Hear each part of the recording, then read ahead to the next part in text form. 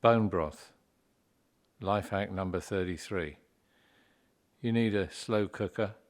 Make sure it's got a low setting on it. You'll be cooking for 48 hours.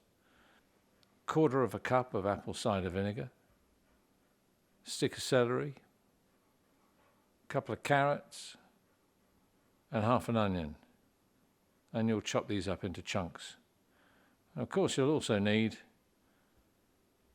the marrow bones.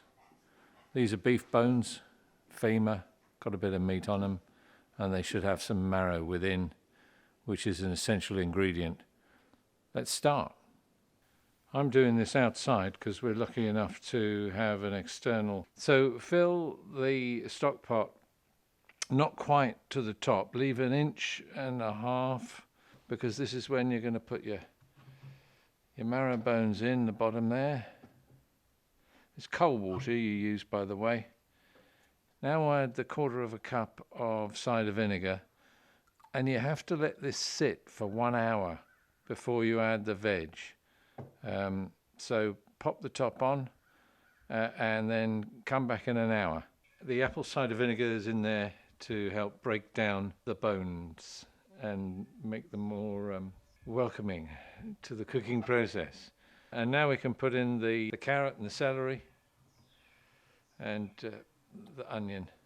It's all rough cut, 2.5, 3 inch pieces. You can leave them in whole. I know some people say they do. Put the lid on. There are some of these cookers where you can secure the lid, but I've found that this one works okay.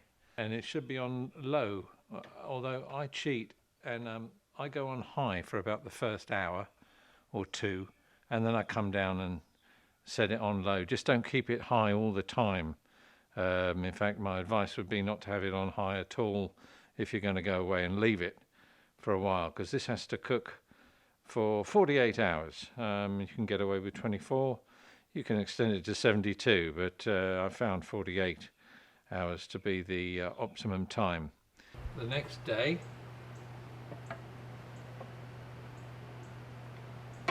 steaming away, bubbling away, still on the low setting. You need a filter. This is a coffee filter with a metal mesh, a canning funnel, good for wide-mouthed or narrower-mouthed jars, and a fairly hefty ladle. This one can hold 3/4 of a cup of liquid. Now allow to cool, say about 2 hours or so, before you start to can it.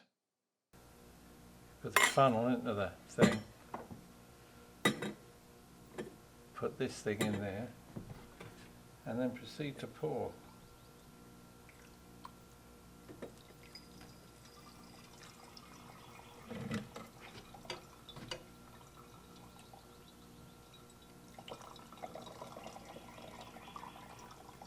Now I only fill it up so far because of the expansion in the freezer.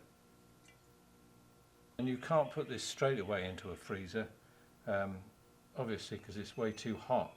So you've got to let it cool right down and then put it in the fridge for 24 hours or 12 hours and then freeze it.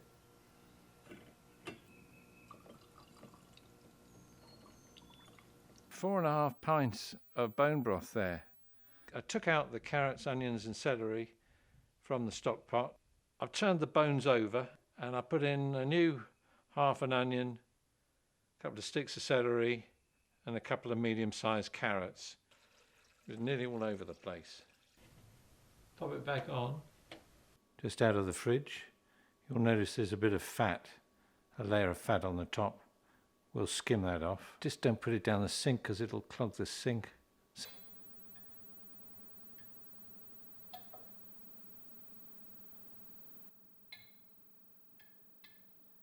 Yeah, spoon the fat off.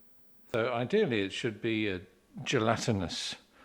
This has a little bit of viscosity. I think it's because the marrow bones were just femur. But if you have a bit of knuckle, knee bone, that would give you better jelly. There's about 2 servings in here. Pour some out into the saucepan. You stick this back in the fridge. I like to add a little bit of salt. Oh, and a bit of black pepper. And heat it up slowly.